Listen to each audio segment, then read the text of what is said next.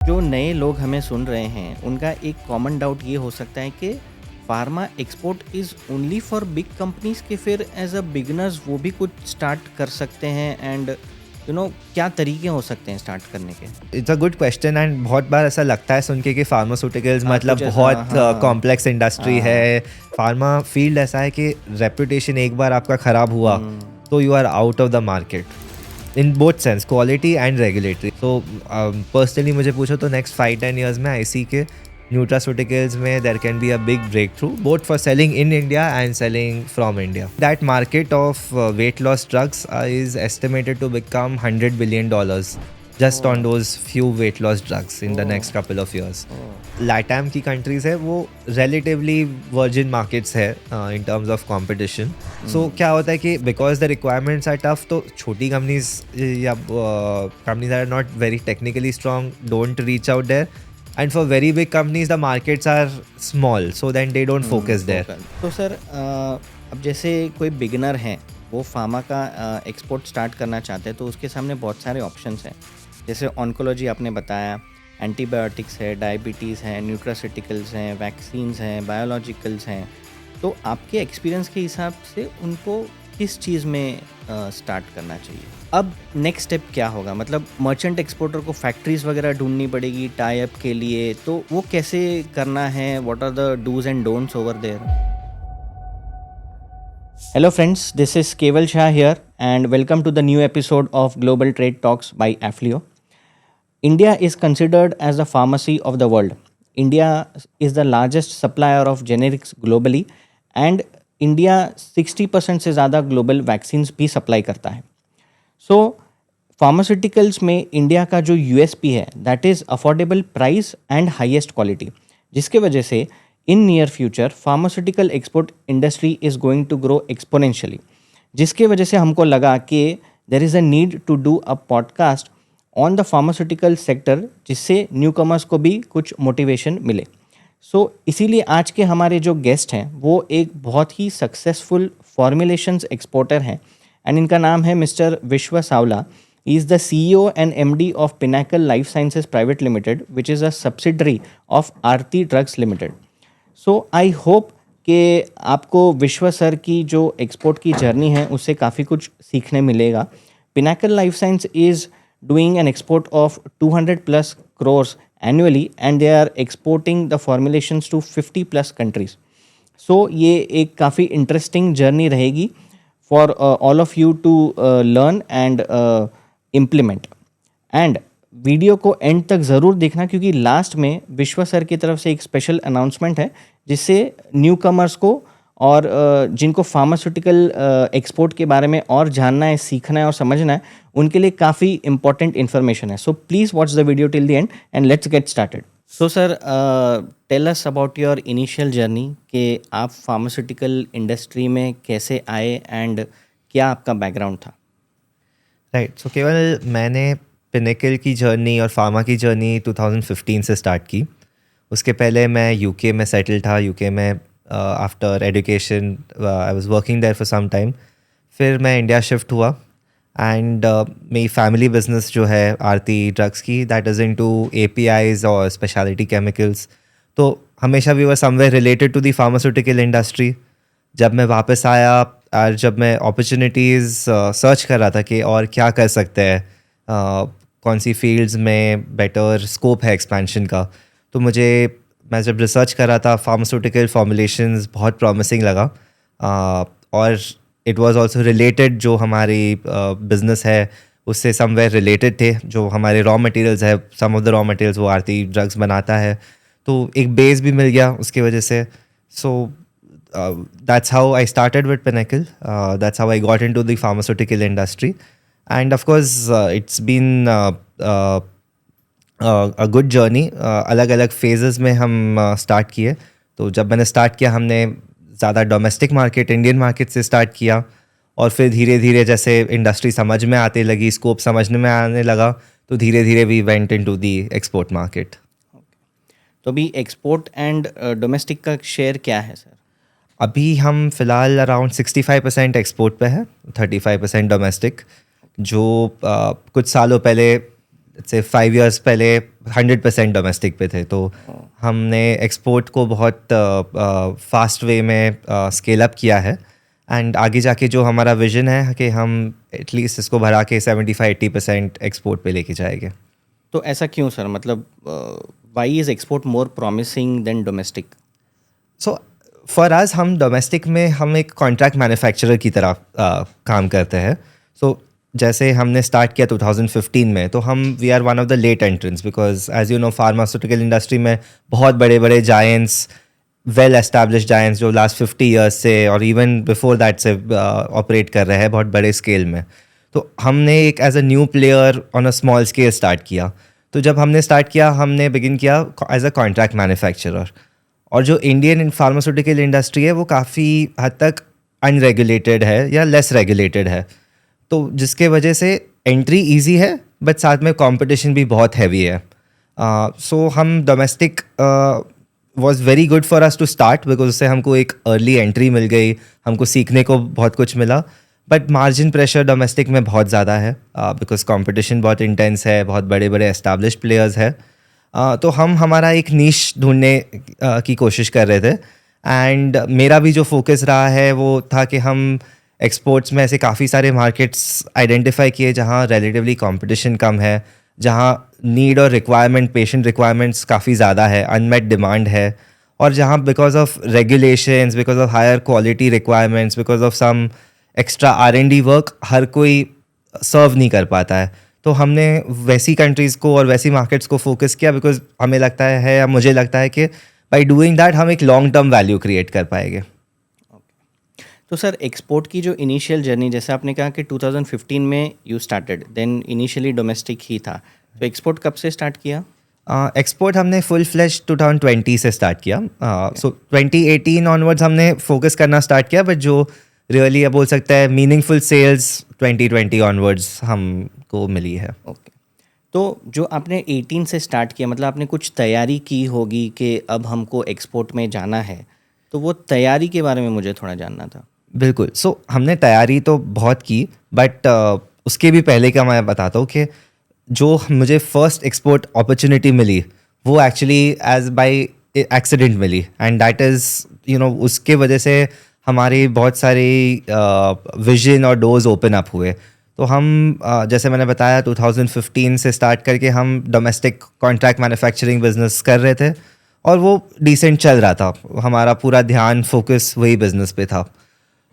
हमको इनबाउंड एक lead I उस टाइम पे अराउंड 2000 लेट 17-18 के आसपास। There is a country in South America, Venezuela. वहाँ पे बहुत सोशियो इकोनॉमिक क्राइसिस चल रहा था उस टाइम पे, and because of change in government, change in policies, US sanctions, suddenly there was a huge shortage of medicines. So we got an inbound inquiry from them कि we are looking at urgent medication and हमको कोई registrations नहीं चाहिए, हमको कोई additional dossiers नहीं चाहिए, हमको बस good medicines, good quality, whatever you all are making in India for India, if you can give us the same अच्छी quality, अच्छी affordable prices। तो दे वर वेरी इंटरेस्टेड। हमने उसको एज एन अपॉर्चुनिटी लिया। ऑफ कोर्स तब हमको मतलब we did not know much about the market, वहाँ की requirements, there was always the risk of finance because of the issues जो वहाँ चल रहे थे। बट हमने थोड़ा सा उसमें हिम्मत लेके, थोड़ा सा समझ के एक बोल्ड इनिशिएटिव लिया और काफ़ी अच्छे तरीके से वो ऑर्डर्स एग्जीक्यूट किए। वो ऑर्डर्स एग्जीक्यूट करने की वजह से हमको बहुत सारा लर्निंग मिला। हमारी टीम को, मुझको एक अंडरस्टैंडिंग आया कि एक्सपोर्ट बिजनेस एक अच्छे स्केल में कैसे किया जा सकता है, क्या एडवांटेजेस है एक्सपोर्ट करने के, और जो इंसेंटिव्स मिलते हैं गवर्नमेंट से फार्मास्यूटिकल में उस टाइम पे, अभी भी मिलते हैं, उस टाइम पे थोड़े ज़्यादा इंसेंटिव्स मिलते थे, वो सब का कितना वैल्यू है, कस्टमर के रिक्वायरमेंट्स क्या है, quality in the sense India से क्या क्या चीज़ें डिफरेंट मांगते हैं। तो वो सारी चीज़ें काफ़ी वो ऑर्डर से हमको समझ में आई। और वो बिज़नेस हमने, वो शॉर्ट टर्म बिज़नेस था, अराउंड 6-9 months के लिए हमने वो बिज़नेस अच्छे स्केल में किया। बट हमने उसके बाद एक माइंडसेट बना लिया कि हमको ये एक्सपोर्ट बिज़नेस को बहुत अच्छे लेवल पे लेके जाना है। एंड हमने वो जो लर्निंग और वो जो इनकम आया उसको पूरा यूटिलाइज किया to build on the export business. उसके बाद हमने टीम सेटअप की। एज यू नो कि फार्मास्यूटिकल इंडस्ट्री में बहुत ज़रूरी है जब हम एक्सपोर्ट करते हैं तो हमारे को क्वालिटी, रेगुलेटरी, ये सारी चीज़ों को साथ में लेके चलना पड़ता है। सो हमने बहुत हैवी फोकस किया ऑन बिल्डिंग कि हम अच्छे प्रोडक्ट्स, क्वालिटी प्रोडक्ट्स कैसे बनाएं। तो हमने 2020 में हमारा यहाँ नवी मुंबई में एक R&D सेंटर ओपन अप किया। पहले उसको एक स्मॉल स्केल में किया। आज हमारे पास वहाँ लगभग 90 साइंटिस्ट है, बट उस टाइम पे we started with around 20 people. तो हम प्रोडक्ट्स बना रहे थे उसमें एडिशनल डेवलपमेंट वर्क किया टू एंश्योर कि जो हम प्रोडक्ट दे रहे हैं, because we are giving generics, तो हम जो जेनेरिक्स दे रहे हैं वो जो ओरिजिनेटर प्रोडक्ट है उसके साथ बिल्कुल मैच होता है। जो प्रोडक्ट क्वालिटी है हम प्रूव कर पा रहे हैं कि it is exactly matching that. जो क्लिनिकल स्टडीज़ होते हैं, बायो इक्विवेलेंट स्टडीज़ होते हैं, उसमें हमने काफ़ी इन्वेस्ट किया। हमने एक रेगुलेटरी टीम बनाई जो समझ सके कि हर कंट्री का फ्रेमवर्क क्या है, उनके एक्सपेक्टेशंस क्या है, वहाँ कैसे फाइलिंग कर सकता है। एंड मोस्ट इम्पॉर्टेंटली हमने जो एक बिजनेस पॉइंट ऑफ व्यू बहुत इवैल्यूएट किया, क्योंकि इतना बड़ा वर्ल्ड है और इतना कंपटीशन है, it's very easy to get lost in that, right. So हमने डिसाइड किया कि हमको हर कोई प्रोडक्ट हर कंट्री में नहीं करना है। तो हमने बहुत फोकस किया कि where there is unmet demand, अच्छे से डेटा एनालिसिस किया। We could identify 6-7 good hotspot countries where we thought के मार्केट एक्सपैंड हो रहा है, डिमांड अच्छा है, रिलेटिवली कंपटीशन कम है, और फिर उसके अंदर कौन सी थेरेपेटिक एरिया, कौन से प्रोडक्ट्स में स्कोप ज़्यादा दिख रहा है। तो वो सब ग्राउंड वर्क बहुत अच्छे से हमने किया for 2 years and then we really entered the export market.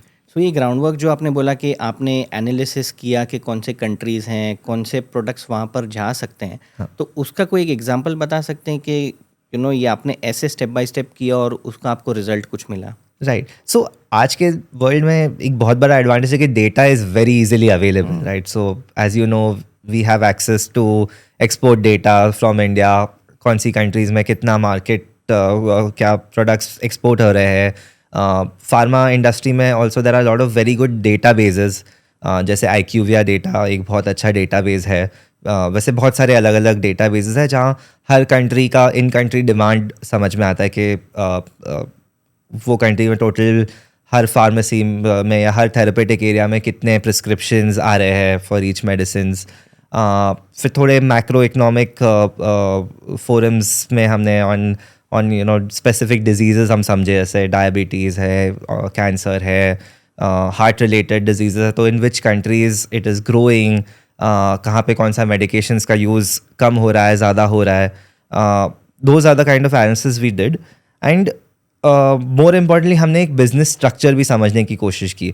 सो जब हमने ये सारी चीज़ें आइडेंटिफाई किया, मैं एक एग्जांपल देता हूँ लैटिन अमेरिका का। तो लैटिन अमेरिका मार्केट में हमको क्या दिखा कि वहाँ पे दी पॉपुलेशन तो ग्रो हो ही रहा है, बट साथ में the spend on health care is increasing the fastest. So वहाँ पे governments were increasing spend on health care, people are increasing insurances. So उस वजह से market was growing very fast. At the same time वहाँ का regulations is amongst the toughest. Not toughest because they are the most stringent, जैसे हम सुनते हैं USFDA, आपने सुना होगा USFDA बहुत ज़्यादा स्ट्रिंजेंट है, बट USFDA बहुत ज़्यादा क्लियर भी है। तो उनकी गाइडलाइंस आप पढ़ोगे तो एकदम स्पेसिफिक लिखा है कि ये चीज़ें चाहिए। सो जो फॉलो कर पाएगा उनके लिए it is in black and white. Latin America में क्या है कि वैसे छोटी छोटी कंट्रीज़ है और हर कंट्री का एक अपना अलग थोड़ा सा रिक्वायरमेंट है और वो बहुत क्लियरली बताया नहीं गया है। तो प्लस लैंग्वेज भी इंग्लिश नहीं है, कंट्रीज़ बहुत दूर है, तो because of all those factors entry barriers बहुत ज़्यादा है। So neither Chinese companies not Indian companies have really penetrated that market to that full extent. So हमने ये देखा कि यहाँ पे जो टॉप प्लेयर्स है वो अभी भी दे आर US कंपनीज और European companies. And as you know जब हम इंडिया है and we have access to scale and cheaper resources, cheap labor, so our costs are always going to be much more competitive than European or North American prices. So हमने इसीलिए we chose 3-4 countries in Latin America to start with, where we really saw कि market भी अच्छा grow कर रहा है, competition भी कम है, और ठीक है, it is there are difficulties to enter, but let us we thought के let us take this as a challenge, because जहाँ डिफिकल्टी है वहीं पे मार्जिन्स वहीं पे प्रोटेक्ट हो गए. सो सर अभी पिनाकल कौन से प्रोडक्ट्स में डील करती है? सो सर पिनाकल का एक काफ़ी डाइवर्स प्रोडक्ट पोर्टफोलियो है. Of course within the pharmaceutical formulation range हम टैबलेट्स एंड कैप्सूल्स के अंदर स्पेशलाइज करते हैं. Within tablets and capsules we have 5-6 categories that we work on. एक जो हमारा ग्रोइंग पोर्टफोलियो है that is in oncology, which is a very complex and difficult field within the pharmaceutical industry, जो हमने recently venture into किया है. So हम काफ़ी तरह की oral anti-cancer tablets capsules बनाते हैं जो latest generation medicines है. उसको छोड़ के we specialize into diabetic and cardiac range. So a lot of anti-diabetic CVS products, and also into anti-inflammatory, pain management, और जो अपने स्टैंडर्ड कफ कोल्ड के मेडिकेशंस होते हैं, एंटी इन्फेक्टिव्स होते हैं. सो सर वेनेजुएला में आपको फर्स्ट ऑर्डर जो मिला आपने वो आपने बताया, उसके बाद फिर कैसे और जर्नी एग्रेसिव कैसे बनी, और फिर नेक्स्ट कंट्री क्या आई, और कैसे उधर से भी बायर्स आपके कांटेक्ट में कैसे आए? बेसिकली आप पिच कैसे करते थे उनको? सो हमने काफ़ी मेहनत की to establish a good buyer base. I think out of all the things हमारे लिए सबसे बेस्ट टूल रहा था exhibitions. So we participated in multiple exhibitions. India में भी काफ़ी एग्जिबिशंस होते हैं pharma specific, and outside India also हमने काफ़ी जगहों पे ट्रेड फेयर्स में, एग्जिबिशंस में पार्टिसिपेट किया. And in some places as visitors, in some places we also invested and exhibited. तो वहाँ से हमको अच्छी लीड्स आई, एंड देन ऑफ कोर्स वहाँ लीड्स बहुत ज़्यादा आती है. फिर वहाँ से हम थोड़ा स्कैन करते गए. हमने 1-2 पर्सनल विजिट्स की वो कंट्री में. मैंने पर्सनली बहुत टाइम स्पेंड किया इन मल्टीपल ट्रिप्स. तो जो एग्जिबिशन से हमको जो लीड्स आई थी वहाँ पे फिर उनको हम 1-to-1 जाके मिल के आए, उनकी सेटअप देखा, उनकी स्ट्रेंथ समझी. वी अंडरस्टूड कि उसमें से कौन अग्रेसिव एंड सीरियस प्लेयर्स है, कौन जस्टिस कर सकेगा हमारे प्रोडक्ट्स को.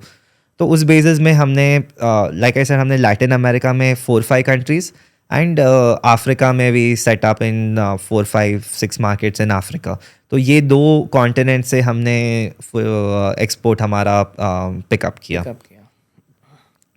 So sir Indian pharmaceutical export का अगर हम एनालिसिस करें तो तकरीबन 73% इज़ फॉर्मुलेशंस, देन 17% आता है APIs एंड बल्क ड्रग्स जिसको हम कहते हैं ड्रग इंटरमीडिएट्स. 4% के आसपास it is vaccines, 2.5% it is AYUSH and herbal products, and 2.5% another जो है वो सर्जिकल्स का है.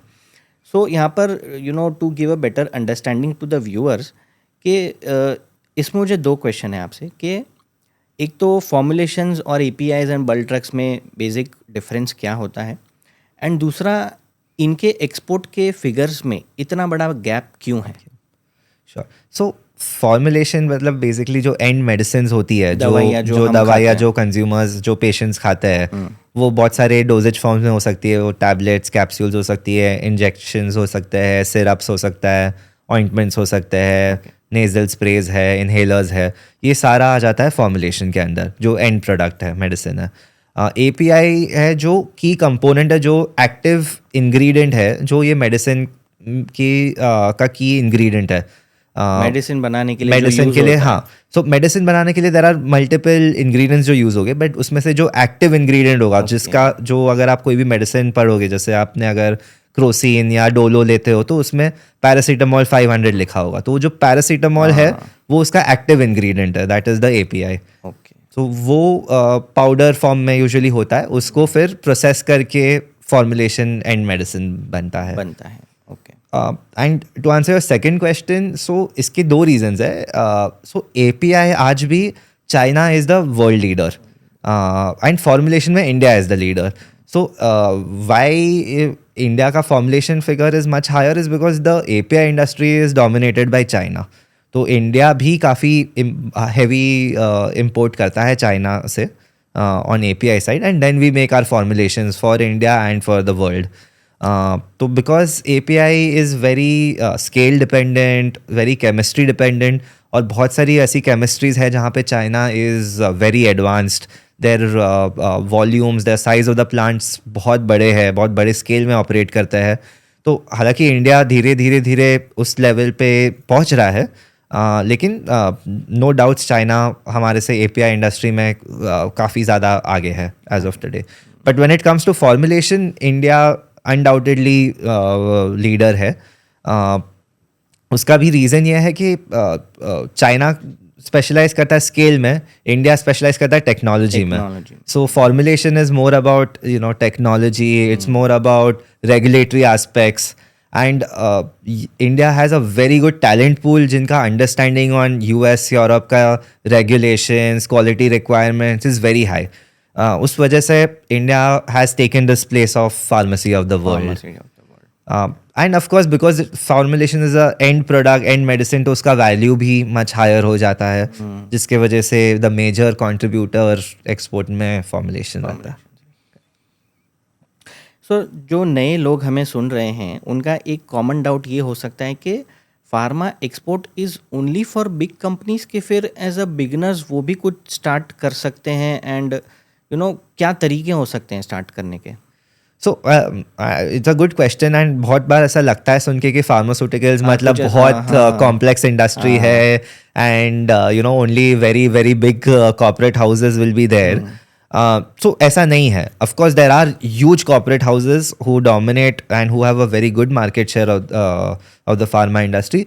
लेकिन अगर आप overall Indian pharmaceutical industry including domestic और एक्सपोर्ट देखोगे तो इट इज़ हेविली फ्रैगमेंटेड. मतलब हर तरह की, हर लेवल की कंपनीज अच्छे से ऑपरेट कर रही है, and different companies are specialising into different segments.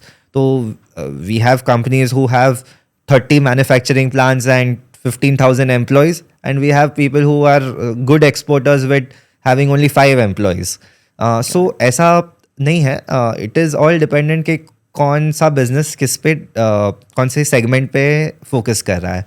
So for newcomers, for example, अगर मैन्युफैक्चरिंग में नहीं इन्वेस्ट करना चाहते हैं, there are lot of options कि they can only be, for example, merchant exporters. बहुत सारे इंडिया में मैन्युफैक्चरर्स हैं जो सिर्फ कॉन्ट्रैक्ट मैन्युफैक्चरिंग करते हैं, जो आपको प्रोडक्ट्स बना के दे सकते हैं. आप उधर से प्रोडक्ट सोर्स करके मर्चेंट एक्सपोर्ट कर सकते हो, या आप कोई स्पेसिफिक कंट्रीज़ में मार्केटिंग कर सकते हो इंडिया से प्रोडक्ट लेके. जो थोड़े टेक्निकल साइड पे लोग हैं इंडिया में, हमारे पास एक बहुत अच्छा इंजीनियरिंग और फार्मेसी ग्रेजुएट्स का भी पूल है. तो जो थोड़े टेक्निकल एरिया में है और उनको भी ज़्यादा इन्वेस्ट नहीं करना, there are other business models where वो लोग एक CRO, जो कॉन्ट्रैक्ट रिसर्च ऑर्गेनाइजेशन बोलते हैं, या क्लिनिकल रिसर्च ऑर्गेनाइजेशंस होते हैं, वो बन सकते हैं, जहाँ पे वो दूसरी कंपनीज के लिए रिसर्च कर रहे हैं. तो वो कंपनीज उनको स्पॉन्सर करेगी और वो इन टर्न उनको रिसर्च करके मॉलिक्यूल्स, प्रोडक्ट्स बना के देंगे. तो रिसर्च क्या करना होता है उसमें? सो जैसे फॉर्मुलेशन का रिसर्च है, तो वो जो टैबलेट्स बनाना है उसके जो टेक्नोलॉजी है, जो ट्रायल्स लेने होंगे, तो अगर जेनरिक भी बना रहे हैं तो भी काफ़ी ट्रायल्स लेके प्रूव करना पड़ता है कि हमारा जो प्रोडक्ट हम दे रहे हैं वो स्टेबल है, उसकी एफिकेसी अच्छी है, उसके रिजल्ट्स अच्छे आ रहे हैं इन विट्रो, और जो जैसे पेशेंट्स के अंदर या वॉलंटियर्स के अंदर उसका डिसोल्यूशन, उसके रिजल्ट्स पॉजिटिव है. तो ये सब करने के लिए काफ़ी अच्छा लेवल का एक रिसर्च लगता है, स्पेशली जब आप थोड़े से कॉम्प्लेक्स प्रोडक्ट्स जैसे ऑन्कोलॉजी में तो खास करके बहुत लगता है, but even new products in diabetes वगैरह में जाते हो तो it requires a good level of research. तो there are lot of new startup companies जो आ रही है, जो छोटे से लैब में रिसर्च करके बड़ी कंपनीज को हेल्प करती है. So it is a kind of service export. It is a service export with respect to the pharmaceutical industry. Exactly. Correct. So merchant exporter, आपने जैसे कहा कि वो मार्केट कर सकते हैं प्रोडक्ट्स को, तो वो क्या अपने ब्रांड नेम में बेचेंगे कि फिर वो जो फैक्ट्री से ले रहे हैं उनके ही नेम के अंडर बेचेंगे? सो तीनों ऑप्शंस और तीनों वेरिएंट्स होते हैं. वन थिंग इज़ कि जैसे आपने बोला मर्चेंट एक्सपोर्टर खुद का ब्रांड नेम करेगा, which is I think most common, जो अभी काफ़ी लोग करते हैं. मैन्युफैक्चरर उसको बस मैन्युफैक्चर करके जो भी वो ब्रांड नेम देगा उस ब्रांड नेम में पैक करके दे देगा.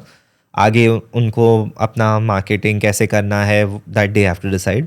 बहुत सारे मर्चेंट एक्सपोर्टर्स ये करते हैं कि they are just working as an intermediary. तो उनका जो एंड क्लाइंट है, लेट्स से वो नाइजीरिया में एक्सपोर्ट कर रहा है और नाइजीरिया का कस्टमर वो ब्रांड नेम देगा उनको, तो they will export as per the brand name of the Nigerian client.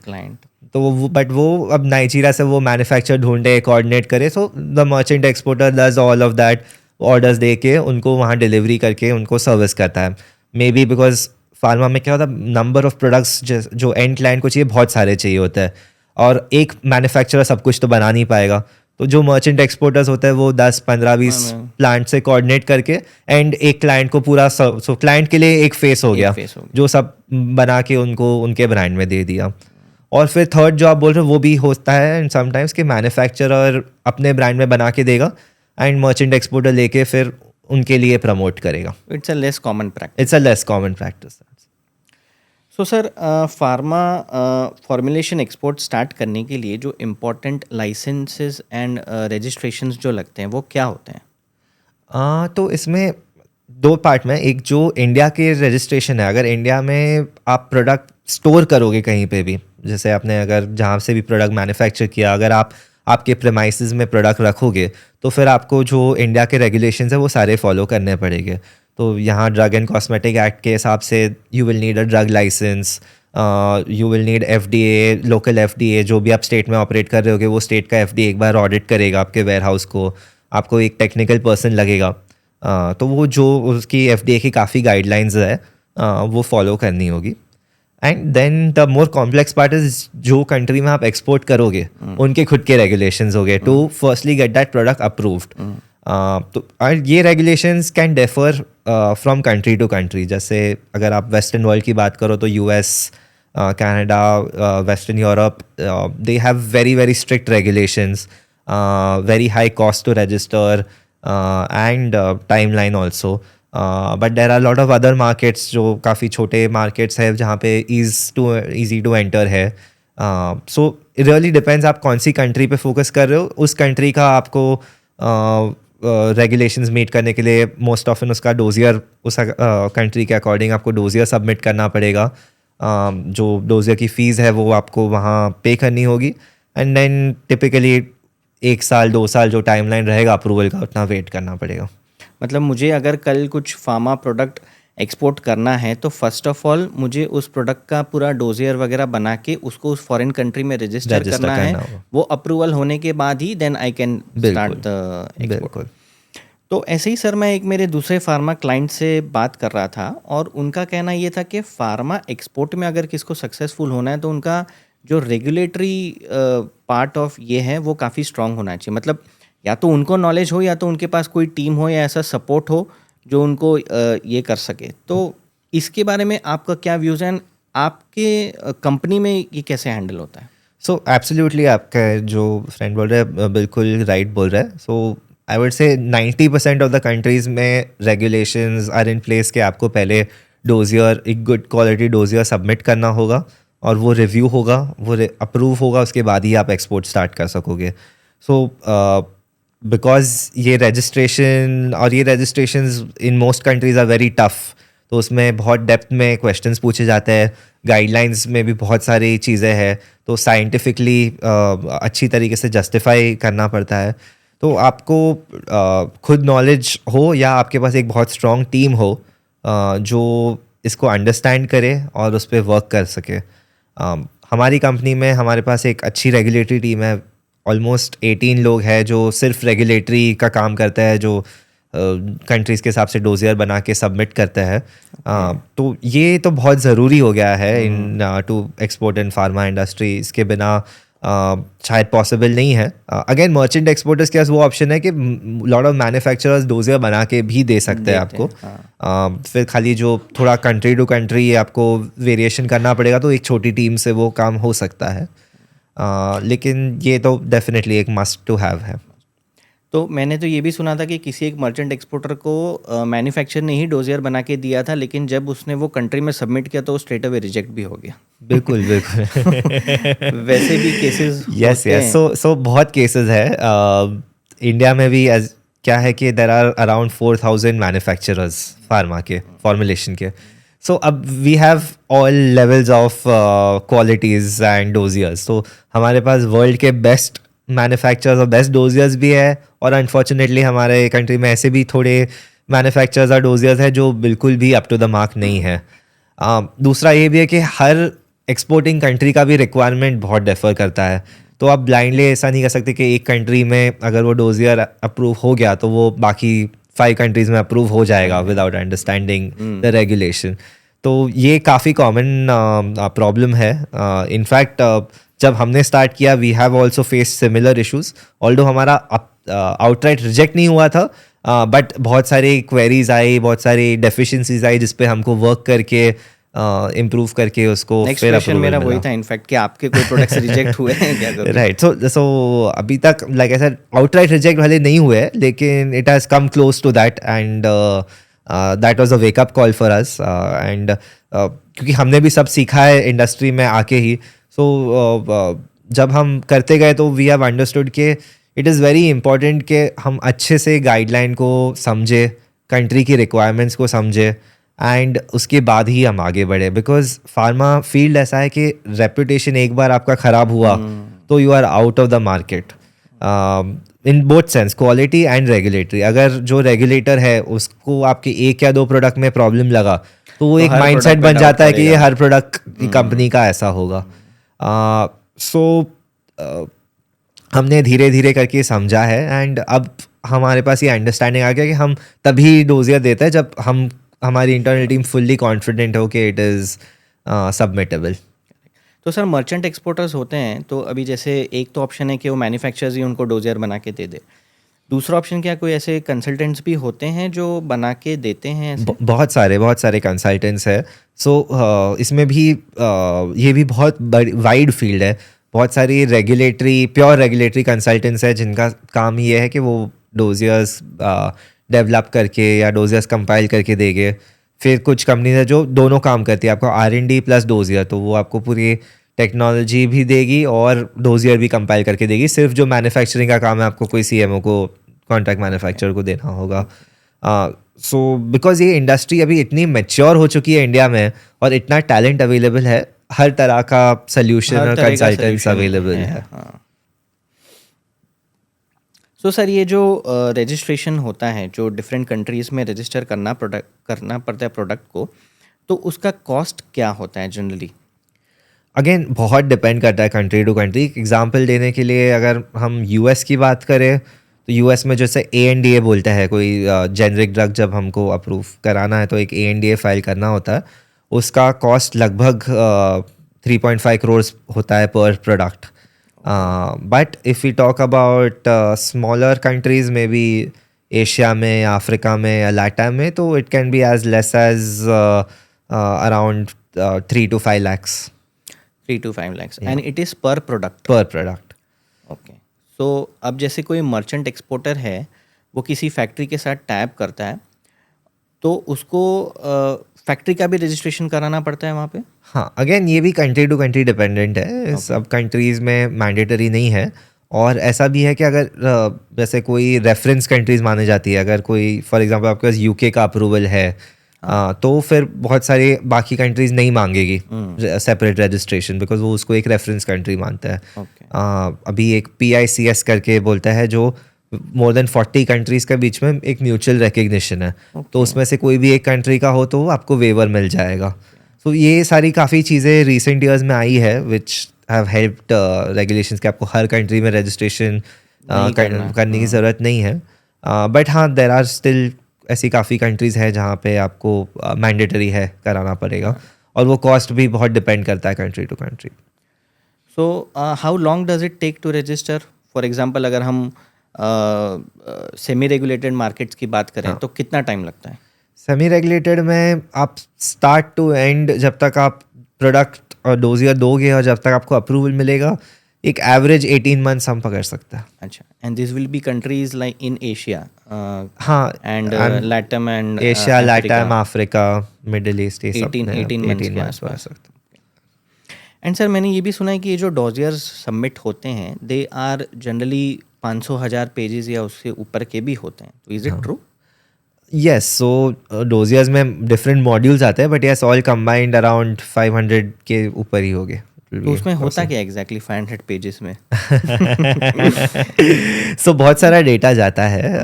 Basically उसमें जो फर्स्ट पार्ट है जो डेवलपमेंट डेटा जाता है कि जो हम प्रोडक्ट दे रहे हैं उसका फॉर्मुलेशन जो डिराइव किया है वो कैसे है, क्या ट्रायल्स लिए थे उसको अराइव करने के लिए, उसमें डिस्क्रिमिनेटरी बैचेस लिए. तो यूजुअली जैसे अगर हम एक अच्छा डेवलपमेंट की बात करें तो फाइनल प्रोडक्ट बनने से पहले एटलीस्ट 50-60 ट्रायल्स लिए जाते हैं उस पर.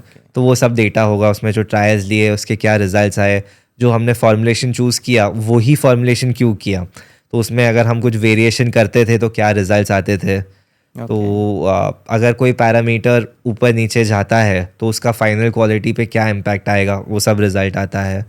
फिर जो एक बहुत बड़ा फैक्टर है जो क्लिनिकल स्टडीज़ या बायोइक्विवेलेंट स्टडीज़ बोलते हैं कि हमने बना के टैबलेट को लैब में टेस्ट तो कर लिया, लेकिन एक्चुअली पेशेंट्स को या वॉलंटियर्स को वो टैबलेट्स दे के उनकी बॉडी में वो कितना डिज़ोल्व हुआ, उन पे रिजल्ट्स क्या आया, उनको कोई साइड इफ़ेक्ट्स आए, वो उसका पूरा डेटा होता है. तो यूजुअली अराउंड 30, 40, 50 पेशेंट्स को वो टैबलेट्स दी जाती है और उन पे वो रिजल्ट्स कैसे आए वो टेस्ट करते हैं.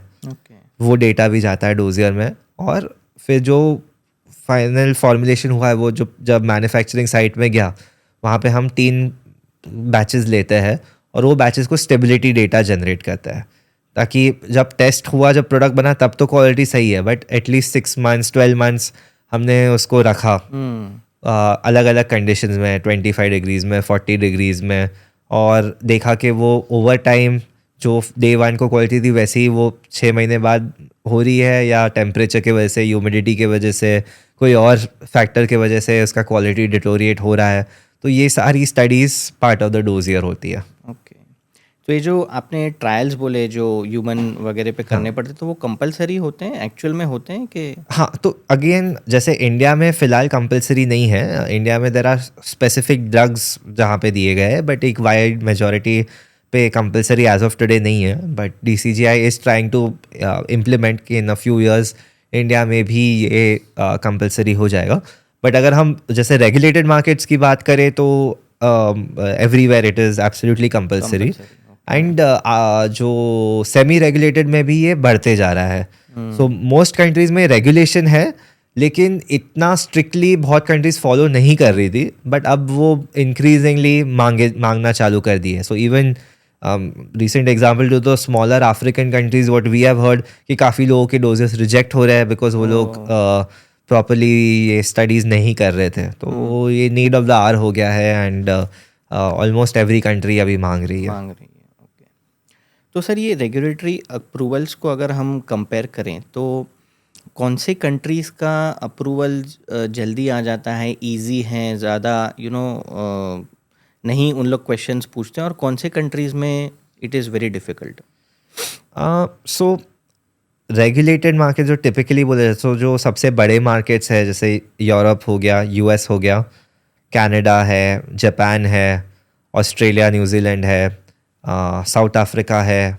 These are the where the stringency is the highest, जहाँ पे आपका डोजियर क्वालिटी बहुत ही ज़्यादा अच्छा होना चाहिए, आपके मैन्युफैक्चरिंग प्लांट्स USFDA या EU GMP अप्रूव्ड होने चाहिए, तो क्वालिटी एक्सपेक्टेशन बहुत हाई है, R&D एक्सपेक्टेशन बहुत हाई है, investment of filing of dossier बहुत हाई है.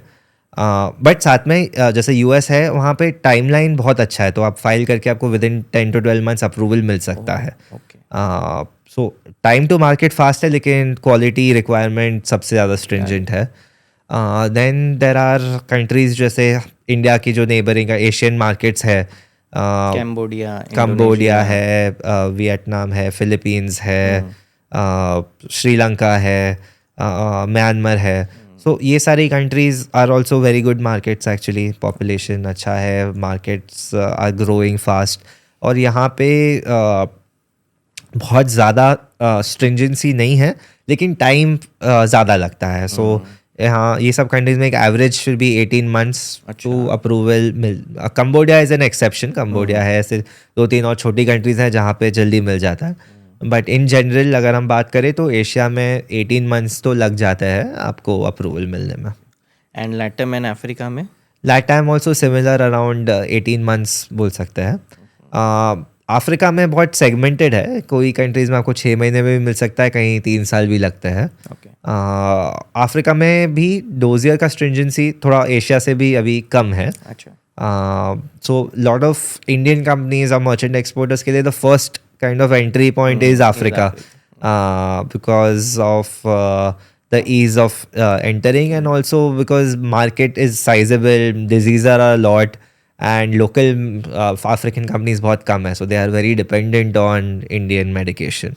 और जैसा आपने बोला कि अफ्रीका में भी अभी दे आर अब वो They are asking for lot of studies. In near future वो भी करना तो पड़ेगा. बिल्कुल बिल्कुल. मतलब अगर हम नेक्स्ट 5-7 years की बात करें तो hardly there will be 10% countries left जहाँ पे सब नहीं मांगेंगे. बाकी 90% विल रिक्वायर एवरीथिंग. तो वो तैयारी अभी से ही शुरू करनी पड़ेगी. करेक्ट. सो मिडल ईस्ट का मार्केट कैसा है with respect to pharma? Middle East का मार्केट बहुत हाई पोटेंशियल है. जैसे of course the biggest market is Saudi Arabia, तो very high priced market, very premium market in terms of the doctors they prescribe the latest medication. There is no compromise at all in terms of patients also don't mind spending high amount अगर उनको quality medicines, good medicines मिल रही है. Again tough to register market. वहाँ पे rules पे काफ़ी clear और काफ़ी स्ट्रिंजेंट रूल्स है. वो लोग यूजुअली US FDA को या EU की गाइडलाइंस को रेफ़र करते हैं. तो same quality of dossier, same quality of plant लगता है. But once you are in the market तो बहुत अच्छा मार्केट है, और काफ़ी टेंडर ड्रिवन भी है. तो आपको बहुत मार्केटिंग के लिए बहुत सेटअप, बहुत बड़ा टीम नहीं चाहिए. आपके पास रजिस्ट्रेशन है, प्राइसेस अच्छे हैं, तो आपको सेल्स मिल जाएगी. Rest of middle east, north Africa में भी बहुत पोटेंशियल है. इवन इन स्मॉलर मार्केट से UAE भी काफ़ी अच्छा मार्केट है. But also countries like Iraq है, लिबिया है, लेबनान है, जॉर्डन है. ये सारे कंट्रीज़ में भी एक बहुत अच्छा फार्मास्यूटिकल फॉर्मुलेशन के लिए अपॉर्चुनिटी है. So sir, India ships a lot of generics to the world, और आपका फोकस आई थिंक ऑन्कोलॉजी वगैरह पे है. तो why did you select that, and generic का और कंट्री का कैसे तालमेल बनता है? मतलब which kind of generic suits which country, वो कैसे डिसाइड होता है? करेक्ट. सो उसके लिए लाइक आई सेड स्टार्टिंग में, जो हमने 2 साल बहुत मैक्रो इकोनॉमिक फैक्टर्स पे बहुत डेटा ड्रिवन एक्टिविटीज़ की, that give us a good reference point. And I think that is the only way that you will know कि आपको कौन से मार्केट में कौन से थेरेपेटिक रेंज और कौन से टाइप ऑफ प्रोडक्ट्स के साथ एंटर करना चाहिए. तो जब हमने स्टार्ट किया, हमने नॉर्मल टैबलेट कैप्सूल से, जो फार्मा में बोलते हैं जनरल कैटेगरी से स्टार्ट किया, where we did anti inflammatory and anti infectives. धीरे धीरे हम CVS, डायबिटिक, CNS रेंज में आए. लेकिन हम जो देख रहे थे कि इसमें कंपटीशन काफ़ी है और काफ़ी बढ़ता जा रहा है. सो ऑन्कोलॉजी हमको एक ऐसी फील्ड लगी, because there are very high barriers to entry. Because जो ऑन्कोलॉजी का मैन्युफैक्चरिंग रिक्वायरमेंट है वो बहुत ज़्यादा स्ट्रिंजेंट है. बिकॉज उसमें दोनों चीज़ें प्रोटेक्ट करनी पड़ती है. Patients have to be protect because it is life saving drug, very critical. Manufacturing process बहुत कॉम्प्लेक्स है.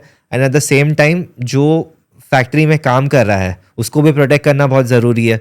बिकॉज जो पाउडर से वो डील कर रहे हैं, वो पाउडर के अगर वो टच में आए, एक्सपोजर हुए, तो there is high chances of them also catching on the cancer. So इसीलिए the manufacturing structure is done कि वो पूरा आइसोलेटर ड्रिवन होता है, और कंटामिनेशन को बहुत हाई लेवल पे बिलियंस पर यूनिट पे हम कैलकुलेट करते हैं चांसेस ऑफ कंटामिनेशन। तो वो टाइप का मैन्युफैक्चरिंग सेटअप करना, फिर इन्वेस्टमेंट इनटू प्रोडक्ट्स का जो डेवलपमेंट है, R&D है, वो भी बहुत डिफ़िकल्ट है और बहुत हाई इन्वेस्टमेंट है। सो उसमें हमने ये देखा कि competition is less, specially mid size companies, हमारी साइज़ की कंपनीज बहुत कम है, जो है वो सारी बहुत बड़ी एस्टैब्लिश्ड कंपनीज है। तो हमको वहाँ पे थोड़ा गैप दिख रहा था, अपॉर्चुनिटी दिख रही थी। And as you know the amount of in spending happening everywhere, especially in the Western world, on cancer awareness, cancer research is tremendous. तो जिसके वजह से क्या है, अर्ली डिटेक्शन ऑफ कैंसर बढ़ते जा रहा है। तो हम जो मेडिसिन बना रहे हैं कैंसर की, these are all the new generation of medicine जो ज़्यादा टारगेटेड मेडिसिन बोलता है। So these are kind of at home medicines जो which can replace chemotherapy or which can reduce chemotherapy drastically. जितना अर्ली स्टेज पे cancer detect होते जाएगा उतना ये टाइप की मेडिसिन का यूज़ बढ़ते जाएगा, बिकॉज लेट स्टेज पे तो फिर ऑप्शन नहीं होता, या तो सर्जरी है या कीमो है। बट अगर अर्ली स्टेज पे हो गया तो normal tablets capsules at home treatment possible हो जाता है। एंड बिकॉज इतना ज़्यादा कैंसर रिसर्च हो रहा है, तो lot of new medicine are coming in this field. तो the highest number of new molecules जो आ रहे हैं फार्मा में वो ऑन्कोलॉजी में आ रहे हैं। तो जिसकी वजह से हमको एक बहुत अच्छा स्कोप दिखा कि एज अ न्यू एंट्रेंट हमको नए प्रोडक्ट्स में रहेंगे तो कंपटीशन कम होगा और हम हमारा एक नीश उसमें क्रिएट कर सकते हैं। तो सर अब जैसे कोई बिगिनर है, वो फार्मा का एक्सपोर्ट स्टार्ट करना चाहते हैं, तो उसके सामने बहुत सारे ऑप्शंस हैं, जैसे ऑन्कोलॉजी आपने बताया, एंटीबायोटिक्स है, डायबिटीज़ है, न्यूट्रास्यूटिकल्स हैं, वैक्सीन्स हैं, बायोलॉजिकल्स हैं। तो आपके एक्सपीरियंस के हिसाब से उनको किस चीज़ में स्टार्ट करना चाहिए? सी आई थिंक ये तो एक बहुत कॉन्शियस कॉल है और वो हर फाउंडर को अपना रिसर्च अच्छे से करना होगा, डिपेंडिंग वो कौन सी कंट्री में करना चाह रहे हैं, उनको कितना इन्वेस्ट करना है, उनका एक्सपेक्टेशन क्या है, उनकी खुद की अंडरस्टैंडिंग क्या है। एंड ये I think probably most important decision होगा, आप कौन से प्रोडक्ट्स कौन से मार्केट में लेके जा रहे हो। तो वो हर कंपनी को एक अपना खुद का रिसर्च अच्छे से करना होगा। कोई भी फील्ड अच्छी या बुरी नहीं है, जैसे ऑन्कोलॉजी के मैंने बताया हमारे को बहुत सारे एडवांटेजेस दिखे, लेकिन उसमें एंटर करने के बहुत सारे डिसएडवांटेजेस और बहुत सारे चैलेंजेस भी है। सो वो हर फील्ड का अपना एक हर कैटेगरी का होगा। But in general I would से जैसे न्यूट्रास्यूटिकल्स आपने मेंशन किया, this is something that is growing very very fast. And अभी तक ऐसे कोई बहुत ज़्यादा सक्सेसफुल इंडियन कंपनी नहीं बन पाई ये फील्ड में। Lot of people are just entering and trying. So personally मुझे पूछो तो नेक्स्ट 5-10 ईयर्स में आई सी के न्यूट्रास्यूटिकल्स में there can be a big breakthrough, both for selling in India and selling from India. Okay and biosimilars? Biosimilars is of course, biosimilars is the biggest segment now of the pharma industry in the West, in India, and in the semi-regulated environment. Because of cost of biomedicines are very high, it is still low, but वो penetration is still low, but it will keep going high. Biosimilars होता क्या है sir? So biosimilar जैसे हम pharma में generics को हम use करते हैं as which are similar to the originator products. So biosimilars are similar to biologics, but they are not the same. So generics are the same because we can prove that they are the same, but biosimilars are not exactly same, but they are similar to the biologics. So biologics are basically the only difference is जो traditionally pharma में जो भी products थे, molecules थे, वो सब chemistry driven थे.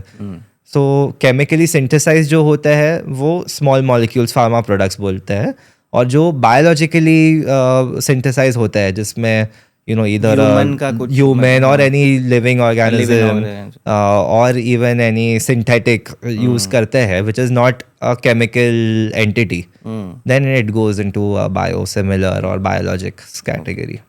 तो उसका स्कोप ह्यूज है। Frankly, that is going to be the growth driver for the entire industry. Last 5 years में it has been the growth driver internationally. Indian companies have just about, there are only 3-4 companies who are doing good in bios yet. लेकिन future is all about biosimilars. But having said that इसमें investment बहुत ज़्यादा है, entry barriers बहुत है, बहुत heavy technology है. So I would से कि जिसको इसमें थोड़ी अंडरस्टैंडिंग है या बैंडविड्थ है वो ही बायोलॉजिक्स या बायोसिमिलर्स में जा सकता है. For others it might be too early. अभी तक industry has just started in India. So जब हम एज अ बिगिनर की बात करते हैं तो उनको basic level of understanding pharma का क्या होना चाहिए? मतलब कोई ऐसी डिग्री होनी चाहिए या कोई ऐसे कोर्स होने चाहिए जो उनको करने चाहिए to understand the basics? So of course बहुत सारे अभी फुल टाइम कोर्सेज है इंडिया में, which are a lot of colleges have started having pharmacy plus MBA degrees. Okay. So B Pharm plus MBA होता है, M Pharm plus MBA होता है. Also there is an MBA in pharmaceuticals management. Oh. तो जहाँ पे normal MBA but pharmaceuticals पे focus करके pharma के केस स्टडीज़ पे सिखाया जाता है. So definitely अगर आपका कोई भी फार्मेसी बैकग्राउंड है, B Pharm, M Pharm, it will really help. अगर नहीं भी है but if you have a course like MBA in pharmaceuticals तो आपको बहुत हेल्प करेगा. And even if a person doesn't have these degrees there are lot of short term courses in many universities on pharma related. So even within pharma there are specific courses, जैसे regulatory के ऊपर course है. Again वो short term courses है, distant learning है, weekend courses है, regulatory के ऊपर है, एक्सपोर्ट मार्केटिंग के ऊपर है. So those there are lot of opportunities for people to take up these courses and so काफ़ी कुछ मटेरियल अवेलेबल है, बहुत सारा मटेरियल अवेलेबल है, सीख के दे कैन बिल्कुल बिल्कुल बिल्कुल. तो आपने सर कहा कि ऑन्कोलॉजी अभी आपका प्रायोरिटी है, न्यूट्रास्यूटिकल्स आपने बताया कि it can B next 3-4 years में अच्छा कर सकते हैं. इसके अलावा आपका कुछ पर्टिकुलर फोकस या कुछ आपके ध्यान में जो इसके अलावा भी कोई दूसरा कैटेगरी? हाँ, मतलब एज पिनाकल हमारा फोकस डायबिटीज़ पे बहुत हैवी है. सो हम लोग डायबिटिक के जितने लाइन ऑफ ट्रीटमेंट्स है, because of the life style and way of living globally बढ़ना ही है और बढ़ ही रहा है. और अभी भी बहुत हाई पॉपुलेशन है जिसको अफोर्डेबिलिटी का इशू है डायबिटिक मेडिसिन से, या जो इंसुलिन्स पे है. So we are trying to bring lot of new medicine जहाँ पे इंसुलिन का डिपेंडेंसी कम हो जाए और लोग नॉर्मली एक टैबलेट खा के अगर डेली 1 या 2 टैबलेट खा के ठीक हो सके, then that's a much better option than having insulins. तो उस पर बहुत है. समथिंग जो हम नहीं कर रहे लेकिन एक ग्लोबली बहुत बड़ा स्कोप है, जो कैटेगरी को GLP-1s बोल रहे हैं. आपने शायद सुना होगा जो वो वेट लूज के ड्रग्स आए हैं लास्ट 1 साल से मार्केट में, जो इंस्टेंटली कम कर देते जो इंस्टेंटली कम करते हैं. So there are couple of brands that are being sold in India now, and globally that market of weight loss drugs is estimated to become $100 billion just on those few weight loss drugs in the next couple of years. So ये market exponentially grow कर रहा है और इसमें अभी बहुत सारी new चीज़ें आएगी. So this is coming in form of injections, it's coming in form of tablets, and अभी इसमें बहुत रिसर्च चल रहा है. So ये एक बहुत growing category है. For reasons Pinnacle has not got into this yet, but to others this is just as an information, it is a very highly growing very good field. information. Yes. So sir, अगर किसी के पास समझो 25-30 lakhs ही है to start with, तो आप कौन सी category में उनको जाने को कहोगे जहाँ पर रजिस्ट्रेशन कॉस्ट कम है, ये रेगुलेटरी बैरियर्स कम है और वो 25-30 lakhs में कुछ तो स्टार्ट कर सकते हैं? So at that startup level, definitely I would recommend merchant exports. Categories I am asking कि कौन से? हाँ, so उसमें भी there are a lot of business models जो smartly कर सकते हैं. So they can have tie-ups with distributors and with clients in countries जहाँ पे डिस्ट्रीब्यूटर खुद भी रजिस्ट्रेशन कॉस्ट देगा. ये भी बहुत ऑफन होता है कि distributor will pay for the registration cost, but they will have a agreement with them कि वो उनको सर्टेन ईयर्स तक एक्सक्लूसिवली सप्लाई करते रहेंगे.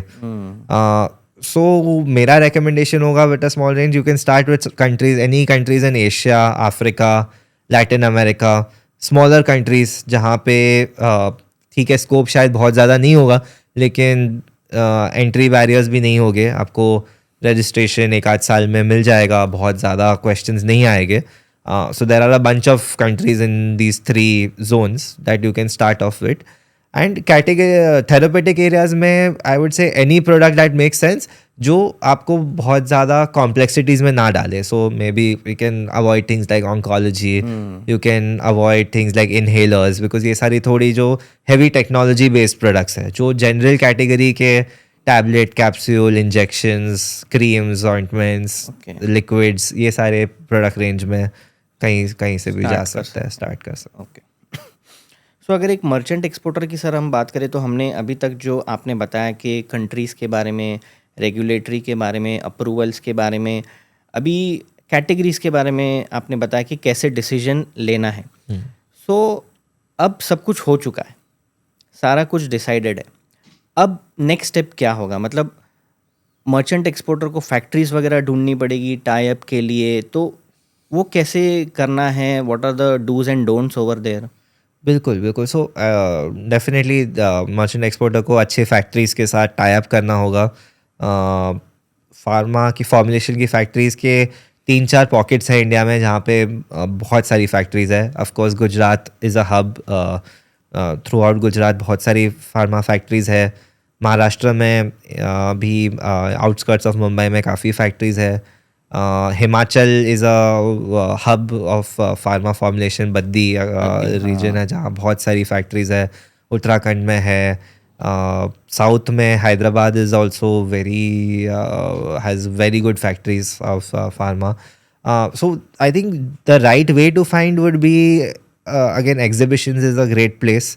बहुत सारे ट्रेड शोज होते रहते हैं विद इन इंडिया. आप एज अ विजिटर जा सकते हैं एंड यू कैन वहाँ पे मैन्युफैक्चरर्स एग्जिबिट कर रहे होगे, तो आप जाके उनसे मिल सकते हो, उनकी कैपेसिटी समझ सकते हो, और फिर जो आपको सही लगे आप 1-to-1 जाके उनको विजिट कर सकते हो. So of course LinkedIn is also very good way कि आप लिंक्डइन पे अगर एक्टिव हो, बहुत सारे फार्मा ग्रुप्स है जहाँ पे मैन्युफैक्चरर्स पोस्ट करते रहते हैं, तो आप उनको फॉलो करोगे तो यू विल नो कि what they are manufacturing. And आप जो इंडस्ट्री में एक्टिव लीडर्स हैं उनसे टच में रहोगे तो आपको वहाँ से लीड्स मिल सकती है. ओके. सो आई थिंक ये 2 एवेन्यूज़ के through they can get in touch with manufacturers. Choosing the right manufacturer is very critical. जैसे हमने जब स्टार्ट किया, of course one of the way हम डोमेस्टिक CMO थे, बट हम बहुत, बिकॉज हम एक्सपोर्ट में बहुत नए थे और हमारे इन हाउस कैपेबिलिटीज़ अभी तक हम बिल्ड कर रहे थे, हमने भी बहुत सारे प्रोडक्ट्स कॉन्ट्रैक्ट मैन्युफैक्चर से बनाए हैं. तो उसमें बहुत अच्छा भी हो जाता है because you get faster entry, products मिल जाते हैं, लेकिन बहुत चैलेंजिंग भी है. सो आप ऑर्डर्स क्लाइंट से ले लोगे और फिर यहाँ आप ऑर्डर दे दोगे, maybe in some case payment भी दे दोगे, बट आपको डिलीवरी नहीं मिलेगी टाइम पे, या आप डिलीवरी मिली but you will not get the right quality, because quality in pharma is extremely paramount. तो बहुत बार इश्यूज आ जाते हैं कि आप क्लाइंट ने आपके भरोसे में ऑर्डर दे दिया और आपने जो मैन्युफैक्चर से प्रोडक्ट्स बनाए वो उस क्वालिटी के नहीं है, फिर वो दोनों एंड्स को संभालना. एंड थर्ड जो एक बहुत कॉमन इशू है अनफॉर्चुनेटली इंडिया में, कि ये सारा अच्छा होने के बाद मैन्युफैक्चरर डेफिनेटली क्लाइंट को डायरेक्ट अप्रोच करने की कोशिश करेगा.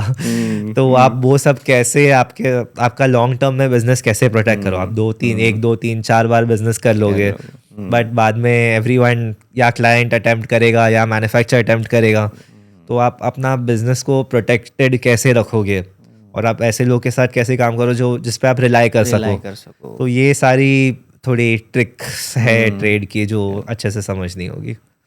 And to start with sir, कितने प्रोडक्ट से स्टार्ट करना चाहिए? क्योंकि प्रोडक्ट का रजिस्ट्रेशन कॉस्ट भी तो है. अभी जैसे हर प्रोडक्ट का आपको 3-4 लाख 5 लाख का कॉस्ट है, तो क्या आइडियल फिगर होना अगर आप ये जो सेमी रेगुलेटेड मार्केट्स की बात कर रहे हैं, तो आपके पास आप बहुत कम प्रोडक्ट से नहीं जा सकते, बिकॉज जब आप कोई भी डिस्ट्रीब्यूटर के पास जाओगे तो उनको एक रेंज चाहिए. तो आप एटलीस्ट 1 या 2 थेरेपेटिक कैटेगरीज पे फोकस करके वो कैटेगरी को अच्छे से कवर करने की आपको कोशिश करनी चाहिए. कि अगर आप फॉर एग्जांपल सबसे सिंपलेस्ट कोल्ड एंड कॉफ को भी कवर कर रहे हो, तो आप एटलीस्ट विद इन दैट जो 8-10-12 लाइन ऑफ ट्रीटमेंट्स है वो सारे आपके पास होनी चाहिए. तो एक मिनिमम 10-15 प्रोडक्ट्स का बास्केट तो एटलीस्ट आपके पास होना चाहिए। और आपने कहा कि आपने भी स्टार्टिंग में कॉन्ट्रैक्ट मैन्युफैक्चरिंग काफ़ी कराया था, तो कुछ ऐसे प्रैक्टिकल इंसिडेंसेस कुछ हुए हैं जहाँ आपने कुछ डिफ़िकल्टी फेस की हो और कुछ आगे इश्यूज हुए हों उसके? हाँ, सो बहुत सारे आई मीन जैसे मैंने एग्जांपल दिया कि काफ़ी टाइम हमारे मैन्युफैक्चरर्स ने डायरेक्टली अटेम्प्ट किया है हमारे क्लाइंट्स को अप्रोच करने का कि ये प्रोडक्ट्स तो हम ही बना रहे हैं तो आप हम ही को ऑर्डर दे दो। या इवन टू द लेवल के जानबूझ के हमारे डिलीवरीज में प्रॉब्लम क्रिएट करना ताकि they can directly get the orders. और डिफरेंट इंस्टेंसेस जब इंटेंशनली नहीं लेकिन ओवर कमिट बहुत कर लेते हैं मैन्युफैक्चरर्स कि जब आप बात करते हो कि हाँ इतना क्वांटिटी तो हम बहुत इजीली 30 डेज़ में दे देंगे, बट जब एक्चुअली बनाने की बात आती है तो उनके पास उतना इंफ्रास्ट्रक्चर ही नहीं है, बैंडविड्थ ही नहीं है। तो आई थिंक ये भी हम स्टार्टिंग में मिस्टेक्स करते थे कि हम खुद टेक्निकल समझने इतना डेप्थ में नहीं समझते थे और मैन्युफैक्चरर जो बोलता था उसको एक्सेप्ट कर लेते थे और वो फिर हमको घुमाते थे। सो देन वी अंडरस्टूड कि हम आउटसोर्स भी कर रहे हैं तो हमको पूरा प्रोसेस, उनकी कैपेसिटी, उनकी कैपेबिलिटी समझना बहुत ज़रूरी है। फिर हम पहले ऑडिट, फिर जो हम सीखने के बाद किए हम पहले उनके ऑडिट्स कराते थे। तो अगर हमको लगता था कि ये सही क्वालिटी बना सकते हैं, उनके पास इनफ कैपेसिटी है, तो ही हम उधर काम स्टार्ट करते थे। फिर हमने एक पर्सन रखा जो जाके वो साइट्स पे रूटीनली चेक करता था कि जो हमारे प्रोडक्ट्स बन रहे हैं जब उसका डॉक्यूमेंटेशन सही हो रहा है, क्वालिटी सही हो रहा है, हमारे को स्लॉट्स मिल रहे हैं। सो वो धीरे धीरे हम लोग इम्प्रूव करते गए उसमें। सो सर, एक्सपोर्ट मार्केट की अगर बात करें तो आपका 50% से ज़्यादा एक्सपोर्ट वॉल्यूम्स अभी लैटम में जा रहे हैं, जैसे कंट्रीज़ लाइक चिली है, कोलंबिया है, पेरू है, वेनेजुएला है। तो आपका फोकस उन कंट्रीज़ में क्यों है और क्या एडवांटेजेस है? सो लाइक ऐसे जब हमने अपना अच्छा सा डेटा एनालिसिस किया था तो हमको थोड़ा सा लगा कि ये जो लैटम की कंट्रीज़ है वो रिलेटिवली वर्जिन मार्केट्स है in terms of competition. Markets are growing, mature markets है that they accept high quality products, नए प्रोडक्ट्स का डिमांड वहाँ है, डॉक्टर्स आर वेल अवेयर तो वो लोग बेस्ट लाइन ऑफ ट्रीटमेंट्स देते हैं। एंड बिकॉज उनकी गाइडलाइंस थोड़ी सी डिफरेंट है, रिक्वायरमेंट्स स्ट्रिंजेंट है एंड मार्केट बहुत ज़्यादा बड़ा नहीं है। सो क्या होता है कि because the requirements are tough तो छोटी कंपनीज या companies are not very technically strong don't reach out there, and for very big companies the markets are small so than they don't focus there. तो जो बड़ी companies है वो typically US, UK, Europe पे focus करती है, जो छोटी कंपनीज है वो टिपिकली अफ्रीका, एशिया पे फोकस करती है। तो ये मार्केट्स ऐसे थे कि जो रिलेटिवली अनटच्ड थे and we saw that opportunity. And मैं पर्सनली काफ़ी बार वहाँ ट्रैवल किया, I understood the culture, the people, what the needs are and कि इनको जो चाहिए अगर वैसा मिला then there is a lot of stickiness कि अगर आप एक बार you are in then your market share doesn't go. Okay. And payments वगैरह के इश्यूज या ऐसा कुछ है वहाँ पे कि so again issues तो है if you don't understand the market very well. So similar to India, LATAM has all kind of people and all kind of companies, so you have to be very picky and choosy on who you are working with. वहाँ पे there are very good distributors, very good partners जहाँ पे आपका payment कुछ नहीं होगा, but there are partners जहाँ पे आप दे के फंस जाओगे। तो वो अंडरस्टैंडिंग लकीली हमारे पास काफ़ी हमने वर्क करने के बाद ही स्टार्ट किया। So we have not faced any issue like that there. And sir, Africa is considered as a training ground for pharma exports and beginners के लिए generally वो favorite region है। Correct. जैसे countries like Ethiopia, Tanzania, Uganda, Kenya, गाना। तो यहाँ पर आपको क्या लगता है कि कौन से प्रोडक्ट्स ज़्यादा चल सकते हैं and why the African sector is so popular? So traditionally you are right कि Africa has always been the first entry point, the training ground because of multiple factors. एक तो acceptance of Indian medicines बहुत high है, वहाँ पे in most of the specially eastern African countries lot of Indian businessmen have settled there since generations. So lot of distribution businesses are also run by Indians. So that's why they bring a lot of pharma products from India. Then affordability has always been an issue. तो multinationals, सब जाते Western नहीं है companies वहाँ कोई पे। वहाँ जाते नहीं हैं. Local African companies इतनी strong है नहीं. लोकल मैन्युफैक्चरिंग वहाँ ट्रेडिशनली रहा नहीं है. अब ऑफ कोर्स लास्ट 5-10 ईयर्स में चाइना ने बहुत ज़्यादा फोकस किया है on building Africa and building the presence in Africa. लेकिन since generations Indians have settled there, so there is a lot of understanding of Indians about rooted है ground level पे. Even in Kenya अगर आप बात करोगे तो distributor level, pharmacist level, all the big distributions pharmacies are owned by Indian origin people. तो उसके वजह से access has always been easier. And वहाँ पे diseases भी काफ़ी हद तक इंडिया से सिमिलर रही है. जैसे वेस्टर्न वर्ल्ड के लिए लास्ट 30 years में the problems have been mostly the rich man's diseases, जबकि अफ्रीका एंड इंडिया में we have still had infectious diseases. जैसे जब HIV ड्रग्स, HIV जब आया तो lot of demand on HIV. Malaria is still a big thing in Africa like India. So there are a lot of similarities in terms of the market requirement. इसके वजह से companies that are selling in India can sell similar products in Africa. So easy होता है उनके लिए. Easy होता है. लेकिन अब अफ्रीका भी धीरे धीरे is getting more and more difficult because वहाँ पे governments are pushing for local manufacturing. हालांकि मोस्टली इंडिया के ही कंपनीज जाके वहाँ लोकल मैन्युफैक्चरिंग सेटअप कर रहे हैं, बट बहुत सारी इंसेंटिव्स दे रही है many African countries to create a setup a manufacturing hub in Africa. So ये सारी चीज़ें हैं, बट फिर भी आज भी मैं बोलूँगा अगर किसी को स्टार्ट करना है एक्सपोर्ट के लिए तो one of the best and easiest market to start with is Africa. And कौन से टाइप ऑफ प्रोडक्ट्स चल रहे हैं वहाँ पर अभी?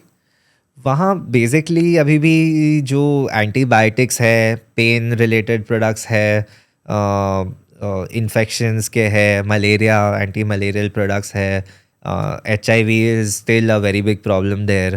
तो ये सारी प्रोडक्ट्स बहुत चल रहा है. एंड एशियन मार्केट्स जैसे म्यांमार, फिलीपींस, कैम्बोडिया, इंडोनेशिया, इनके क्या एडवांटेजेस एंड डिसएडवांटेजेस हैं? So apart from Indonesia, बाकी सारे are very good markets for formulation export. Indonesia में as per regulation अगर कोई प्रोडक्ट लोकली मैन्युफैक्चर होता है तो वो इम्पोर्ट नहीं अलाउ करते हैं वो लोग. तो to protect the local pharmaceutical industry. तो वहाँ पे बहुत सारी local manufacturing, already strong manufacturing hubs है, जिसकी वजह से इंडिया से वहाँ कुछ API एक्सपोर्ट्स होते हैं, बट फॉर्मुलेशन बहुत कम होता है, except unless it's a very specialised product. But the rest of Asia, specially country like Philippines, has a very good potential because definitely high population, well insured population. ये सब countries में mostly governments पे भी करती है medications free में, या everyone is almost 80-90% of the population is covered by health insurance. तो उसके वजह से medicines भी easily buy कर सकते हैं. Yeah, the affordability is there, awareness is there, doctors are highly skilled, तो doctors भी जो latest medications होती है वो prescribe करते हैं. So these are very good markets and access to market भी अच्छा है. So Indian companies typically have a good market share in these countries. And जैसे lastly US, UK and EU जैसे रेगुलेटेड मार्केट्स, उसमें आप अभी तक एंटर हुए नहीं हो. So what is your plan of entering there? So हम वेरी रिसेंटली हम एक्चुअली अभी एंटर हुए हैं. So we had our first US FDA approval last year plant का, एंड अभी हमारे पास US FDA, EU GMP और UK MHRA तीनों अप्रूवल्स लास्ट 1 year में आए हैं. और हमारा एक फर्स्ट प्रोडक्ट अभी US में रजिस्टर हो गया है. तो हमने अभी ऑलमोस्ट एक 15 प्रोडक्ट्स का बास्केट बनाया है जो हम US और यूरोप में रजिस्टर कर रहे हैं. ओनली रीज़न हम इसमें we have taken it on the second step is because first the investment was high. तो फर्स्ट हम वैसे मार्केट्स में गए जहाँ हमको एक स्टेबलाइज हो जाए, एस्टैब्लिश हो जाए. वो अब हम हो गए, तो हम नेक्स्ट फेज़ में हम US और यूरोप में काफ़ी अग्रेसिवली एंटर कर रहे हैं.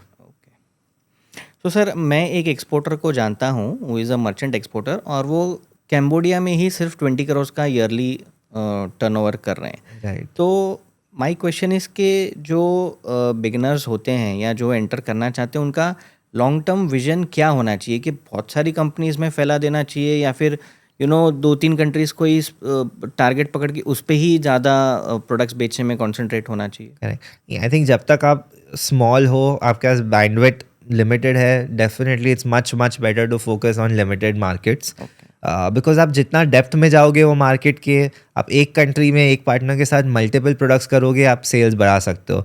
आप हर कंट्री में कुछ कुछ टच करोगे but you are not really going in to depth of it, then it will not fully serve the purpose. So it's an excellent example, and I also know a lot of success stories like that जो एक एक दो दो तीन तीन countries में focus करके अच्छा सा बेस बनाया है. Of course, to de-risk yourself because of any political unrest and all, maybe just relying on one country can be dangerous, but 3, 4, 5 countries का एक बेस पकड़ के that is what you should focus on. Focus on long term vision वैसा होना बिल्कुल. चाहिए.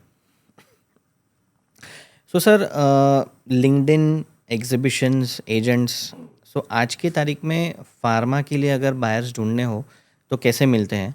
And आप LinkedIn पे भी काफ़ी एक्टिव हो, तो लिंक्डइन से भी कुछ कनेक्शंस बनते हैं, कुछ होता है काम? बिल्कुल बिल्कुल. सो लिंक्डइन पे I and we as a company we are extremely active, और हमारा बहुत ज़्यादा फ़ायदा हुआ है लिंक्डइन पे in terms of meeting new prospects, new clients, new suppliers, even in terms of attracting talent to join us. So I would say LinkedIn पे तो बहुत ज़्यादा फ़ायदा होता है. If you're in any kind of business development, you have to be extremely active on LinkedIn. You have to know what other people are doing on LinkedIn also. Keep reading their updates because not just direct connection, लेकिन आपको बहुत सारा product knowledge, बहुत सारा market knowledge भी LinkedIn से मिलता है. सो कंपनीज आर अनाउंसिंग कि वो लोग क्या कर रहे हैं. यू गेट टू नो कि आपके कंपेटिटर्स है या जो लोग आपसे काफ़ी आगे हैं इंडस्ट्री में, वो लोग क्या कर रहे हैं, what new changes they are. Exactly. तो अंडरस्टैंडिंग भी, लर्निंग भी बहुत मिलता है, और डायरेक्ट हेल्प भी हमको तो लिंक्डइन पे बहुत ज़्यादा मिला है. बायर्स की कोई ऐसी स्टोरीज हैं जो आपको कुछ? मल्टीपल है. So lot of times country जहाँ पे हमारा कोई ऑपरेशन नहीं था, कुछ नहीं था, वहाँ पे हमको फर्स्ट लीड्स मिली है लिंक्डइन पे. और ऑफ कोर्स उसके बाद वैसा नहीं है कि वो डायरेक्ट लिंक्डइन पे आके ऑर्डर आ जाएगा आपको. वो भी आप that should not be the impression, but आपको एक कनेक्शन मिल जाएगा. आप वहाँ से फिर टच में रहो, मे बी मिलो या वर्चुअल कॉल्स करो, and to connect, to have that first connection, it is the best platform. But initial lead ही तो initial काफी lead is important उसके होती बाद है तो ना, आपके उसके बाद ऊपर तो है आपके कि ऊपर आप है. कितना उसको परस्यू करोगे, बट लीड्स तो बहुत डेफिनेटली बहुत अच्छी मिलती है. एंड सर अभी अगर कुछ करंट अफेयर्स पे बात करें तो रुपी वर्सेस डॉलर 90-91 तक पहुंच Right. चुका है. So I know as an exporter आपको तो फ़ायदा होगा ही उससे, Right. बट उसके कुछ डाउन साइड्स हैं कि सिर्फ फ़ायदा ही है उसमें? नहीं, सी एज अ एक्सपोर्टर डेफिनेटली हमको, बिकॉज हमारे लिए import is a very small component. हम नेट पूरा एक्सपोर्ट ही करते हैं. सो हमारे लिए definitely there is at least in the short term बहुत फ़ायदा है. और फ़ायदा ज़्यादा इसीलिए भी है क्योंकि हमारी जो कंपीटिंग कंट्री है वो मेनली चाइना है, राइट. सो इंडिया के लिए mostly it's China is always compared.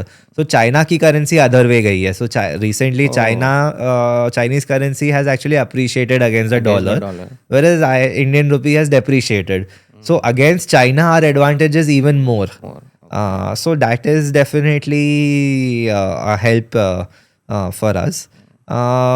But on a broader scale, definitely higher. अगर ये काफ़ी टाइम तक चलता रहा और इंडियन रुपी वीक रहा, तो इंडिया में चीज़ें महंगी होगी, इन्फ्लेशन होगा, कॉस्ट ऑफ लिविंग बढ़ेगा. Definitely for us then the labour cost and वो सारा इनडायरेक्टली इम्पैक्ट आएगा. सो मतलब लॉन्ग टर्म के लिए क्या, stable currency is always the best. कि बहुत ज़्यादा ना बढ़ रहा है ना कम हो रहा है, तो एक बिजनेस विजिबिलिटी मिल जाती है.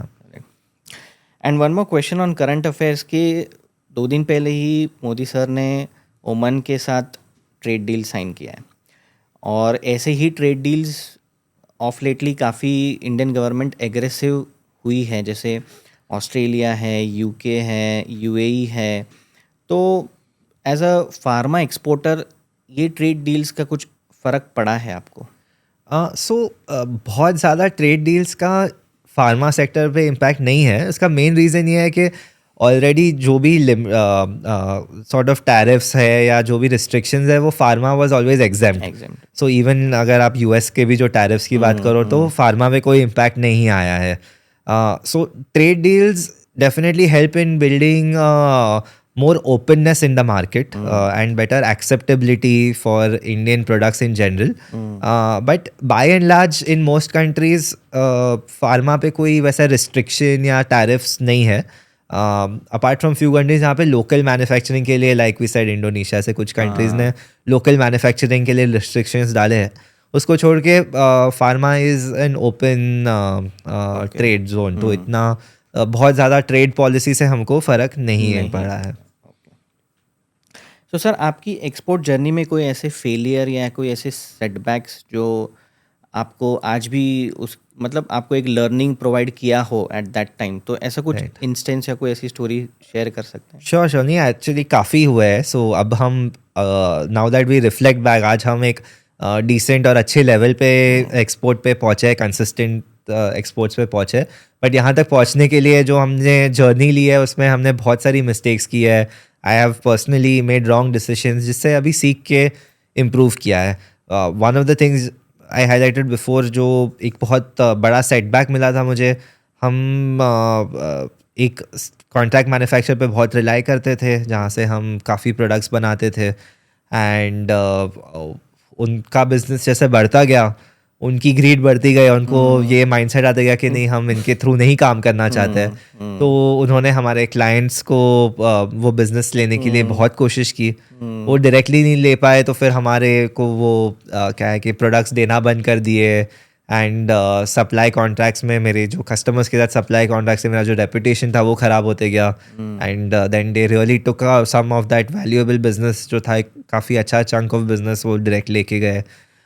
सो वो एक काफ़ी बड़ा सेटबैक था, जिसकी वजह से then हमने सोचा कि अब आगे से जो करेंगे वो ऐसा बिजनेस करेंगे कि it has to be sustainable. We can not be dependent कि हमारा एक सप्लायर सपोर्ट करना छोड़ देगा तो हमारा बिजनेस रियली इम्पैक्ट हो जाए। आई थिंक इक्वली इम्पॉर्टेंट एक इंसिडेंट हुआ था व्हेन वी जस्ट स्टार्टेड। हमने काफ़ी एक्साइटमेंट में ऑर्डर्स लिए, सप्लाईज किए, we delivered very fast, very promptly, client was very happy, but after a few months we started getting quality complaints. जब हम deeply investigate करते गए तो we realized कि जो exactly type of packaging हमने use किया था to support that product was not fully suitable to that. And then there were some other minor quality complaints also that kept coming. So the nature of the complaints were not critical, but because वो छोटी छोटी complaints काफ़ी time I, वो एक mindset हो गया client का, and फिर वो repeat business उनसे मिलना बहुत difficult हो गया। So we had to really rebuild our quality structure, our philosophy, our mindset, और उसमें हम लोग ने लेकिन उससे बहुत ज़्यादा सीखा। मतलब आज हमारी कंपनी में हर किसी को ये क्लियर है कि हमको प्रॉफिट नहीं किया तो चलेगा, हमको कुछ भी हो चलेगा, बट हमको ऐसा प्रोडक्ट नहीं भेजना है जो जाने के बाद कभी भी हमको कंप्लेन आने का या रिकॉल आने का चांस हो। बिकॉज दैट इज़, वो लॉस आप करोगे तो वन टाइम करोगे, ये लॉस आपका परमानेंट लॉस है। सो ये एक ही मेरे लिए काफ़ी बड़ा फेलियर था उस टाइम पे, लेकिन उससे हमने बहुत कुछ सीखा। तो फिर पैकेजिंग और वो सब के एंगल से क्या इम्प्रूव हो सकता है, क्या आपने चेंजेस लाए थे?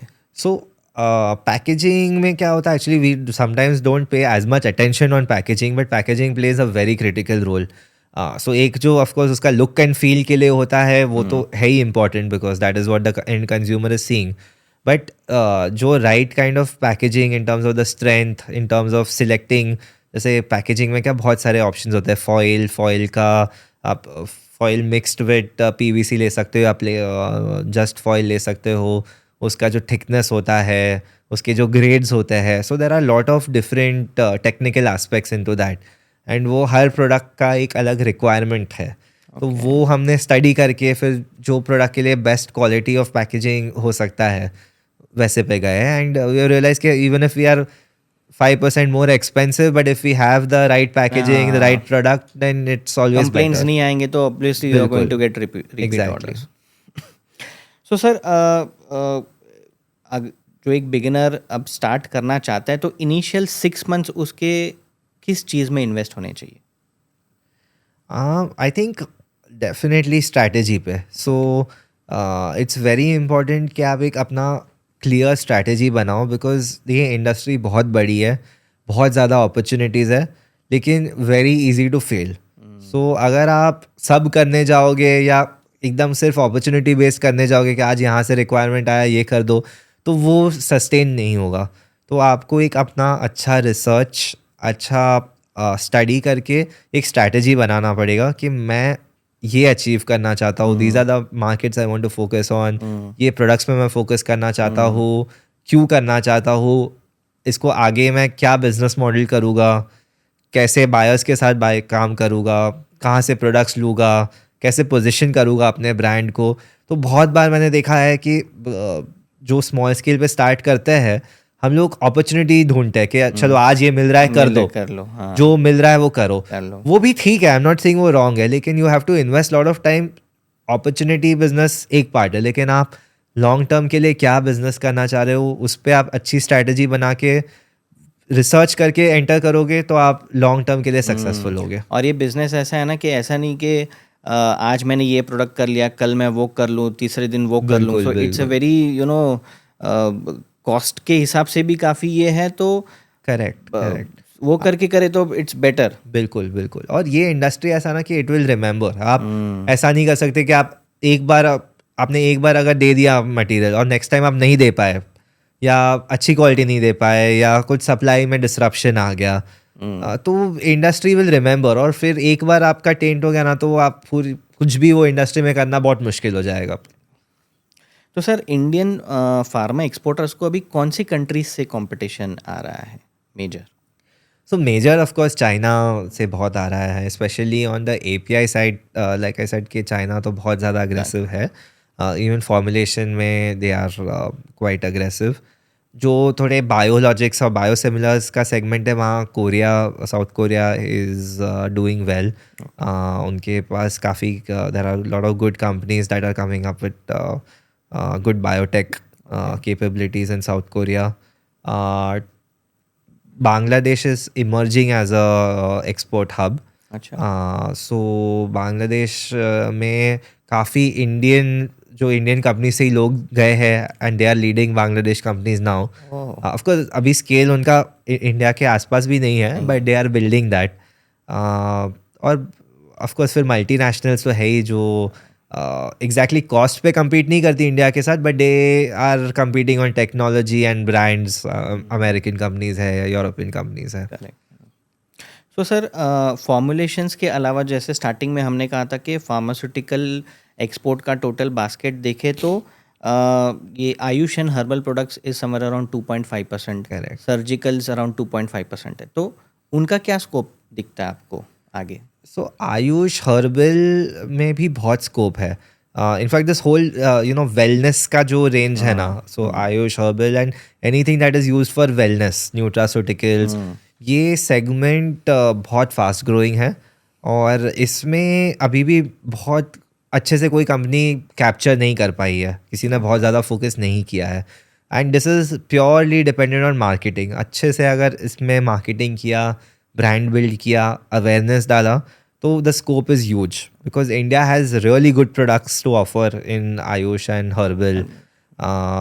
एंड इसका अवेयरनेस भी ग्रो हो ही गया है, people know about it. It's just के राइट प्रोडक्ट को राइट सेगमेंट के लिए अच्छे से मार्केटिंग करने की बात है. एंड अगर ये जो कंपनी अच्छे से कर पाती है विद इन इंडिया या एक्सपोर्ट में भी, तो there is a lot of scope.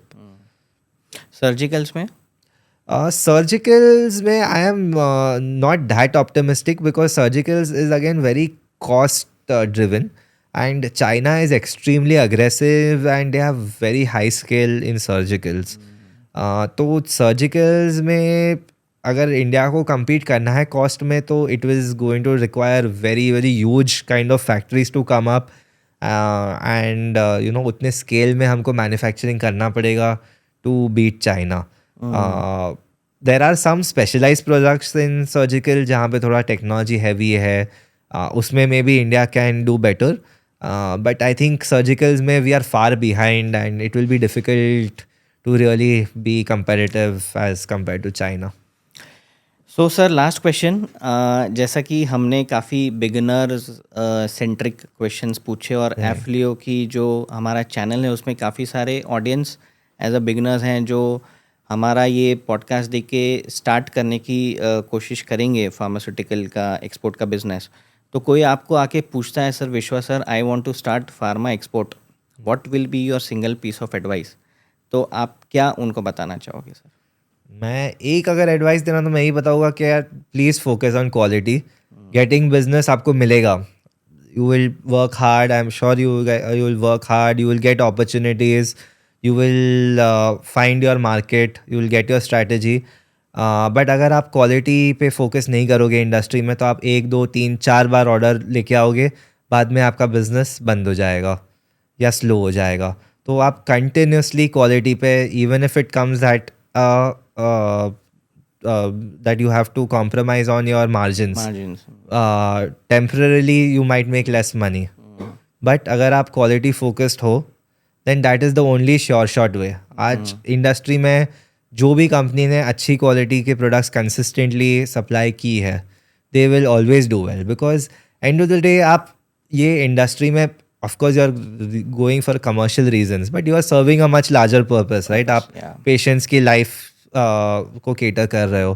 तो यहाँ पे अगर आप अच्छी क्वालिटी कंसिस्टेंटली सप्लाई करोगे आपको रिपीट बिजनेस मिलेगा ही मिलेगा.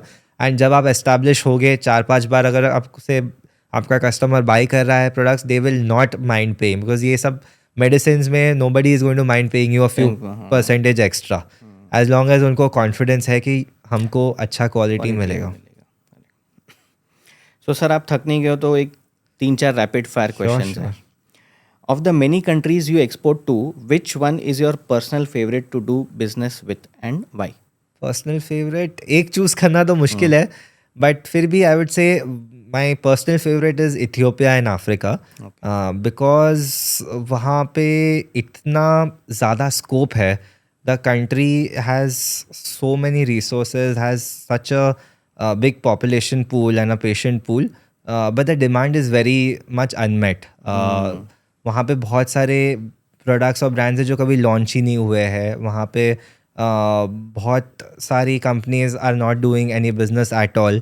और वहाँ का जो डॉक्टर नेटवर्क है वो इतना ज़्यादा वेल एजुकेटेड है, इतना सोफिस्टिकेटेड है और इतना क्लीन है that they only want scientific information, they don't want any other kind of you know business. तो वो अपॉर्चुनिटी मेरे को वहाँ इतनी अच्छी दिखती है कि मैं वो बहुत एक पैशन है कि ये कंट्री में हम बहुत अच्छा कर सकते हैं. What is the biggest myth people have about the Indian pharmaceutical industry? Biggest myth is कि Indian pharma industry is all about cost and we are the cheapest. That's why we are exporting the biggest proportion. I think that maybe that was true a decade ago. Today हम लोग of course cost competitive है but हमारे पास जो capacities है, हमारे पास जो scale है, हमारे पास जो technical capability है, जो scientific know-how है वो unmatched है and that is the real pillar of our success. If you had an extra 10 crores today, would you put it into R&D or marketing? I think both are equally important. I would split 5 crores in marketing, 5 in R&D. Okay. What keeps you awake at night more? A US FDA inspection, fluctuating currency or payments? US FDA inspection, hands down. Okay. Thank you, Vishwa sir, for such a wonderful information. और I hope कि हमारे viewers को भी इससे काफ़ी कुछ सीखने मिला होगा और वो definitely अपना फार्मा एक्सपोर्ट बिजनेस अगर वो कर रहे हैं तो उनको कुछ काफ़ी इनवैल्यूएबल टिप्स एंड स्ट्रैटेजीज मिली होगी विश्वा सर से. Thanks a lot once again sir. And एक स्पेशल अनाउंसमेंट है विश्वा सर की तरफ से कि जो भी हमारे इस पॉडकास्ट को देख रहा है एंड अगर उनको एक इंटर्नशिप अपॉर्चुनिटी चाहिए तो पिनाकल लाइफ साइंस में सर इंटर्नशिप अपॉर्चुनिटीज़ देने के लिए रेडिली अवेलेबल हैं। आपको करना सिर्फ ये है कि आपको कमेंट में इंटर्नशिप लिखना है, हम आपको एक गूगल फॉर्म भेजेंगे, आपको उसमें सारी डिटेल्स एंटर करनी है एंड विश्वा सर की जो टीम है they will get in touch with you. So viewers, this is an excellent opportunity कि आपको काफ़ी कुछ सीखने मिलेगा। जैसे आपने देखा ही होगा कि sir has a huge information जो उनके पास है, तो I would definitely motivate you कि एनकरेज यू कि आप ये करिए and you will get a lot of success. Thanks a lot Thank once you again, so sir. much, Keval. It was a lot of fun. Thank you. Thank you.